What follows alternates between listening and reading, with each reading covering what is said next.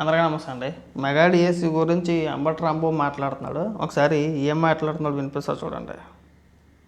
Mega DSC అన్నారు, ఏపీపీఎస్సీలో చాలా అవినీతి పోటీ, ఈ బాణం వేయంగానే ఆ బాణం వాళ్ళు వేశారనమాట.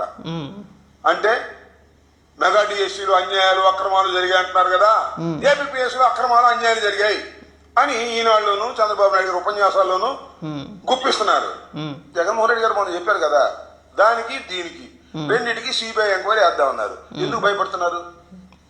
సిబిఐ ఎంక్వైరీ మేము చేశామని మీరు ఆరోపిస్తున్నటువంటి ఏపీపీఎస్సీ ఎగ్జామ్స్ మీద కానీ దాని మీద కూడా, అలాగే మెగా డిఎస్సీ పేరు మీద జరిగినటువంటి అన్యాయాల అక్రమాల గురించి, స్పోర్ట్స్ కోటాలో జరిగినటువంటి దుర్మార్గమైనటువంటి ప్రయత్నాల గురించి సిబిఐ ఎంక్వైరీ వేయండి ఛాలెంజ్ అని చెప్తే కాదు. నాకు తెలియక అడుగుతాను, మీరు సిబిఐ ఎంక్వైరీ ఎందుకు అడుగుతున్నారో నేను చెప్పనా?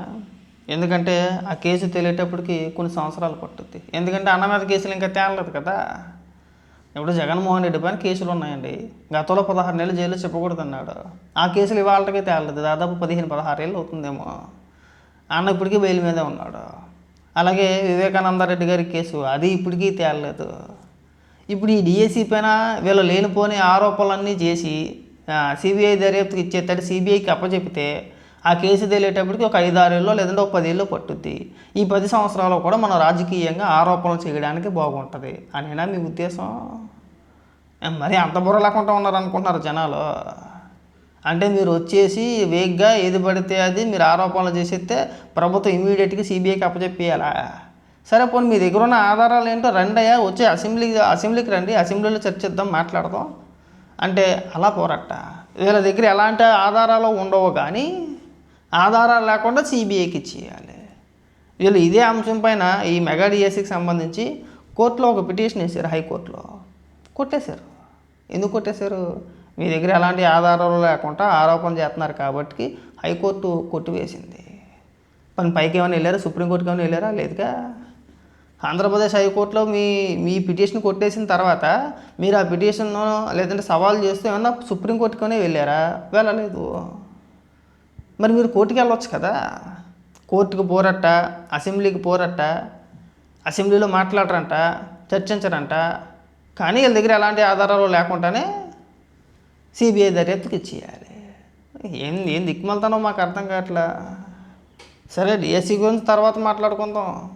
ఆల్రెడీ జనానికి ఒక క్లారిటీ ఉంది. మెగా డిఎస్సి పైన జనానికి ఒక క్లారిటీ ఉంది. ఈ సంగతి పక్కన పెట్టు. నిన్న ఈడీ అధికారులు కారుమూరి నాగేశ్వరరావుని అరెస్ట్ చేశారు. బాబు, ఈడీ మళ్ళీ రాష్ట్ర ప్రభుత్వం అనుకున్నారు. సిఐడీను ఇంకోటే కాదు.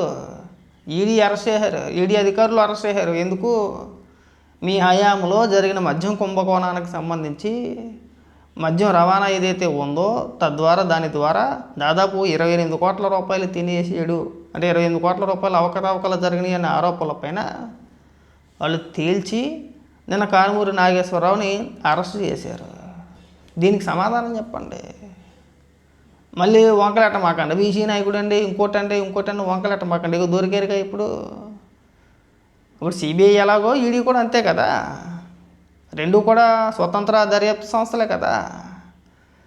మరి తేలింది కదా, అరెస్ట్ చేశారంటే ఏంటి, తప్పు చేశాడనే కదా. మరి ఇప్పుడు వచ్చి సమాధానం చెప్పండి దానికి. దాని గురించి మాట్లాడండి.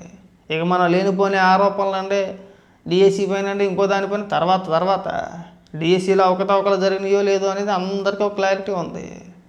మీ దగ్గర ఆధారాలు లేని ఆరోపణలన్నీ చేసుకుంటూ పోతున్నారని చెప్పేసి జనానికి ఒక క్లారిటీ వచ్చింది. మరి ఆధారాలతో దొరికేసిన కారుమూరి నాగేశ్వరరావు గురించి మీరు ఎందుకు మాట్లాడట్లేదు? తప్పు చేసినట్టే కదా, దొరికేసాడు కదా. మరి దీనికి సమాధానం చెప్పండి. ఆ తర్వాత మీరు పెద్ద ఉపన్యాసాలు ఇద్దరు కానీ పెద్ద ముద్ర మాటలు మాట్లాడుతారు, కానీ మనం వేళలేము, ఎవడన్నా చేస్తే చూడలేము.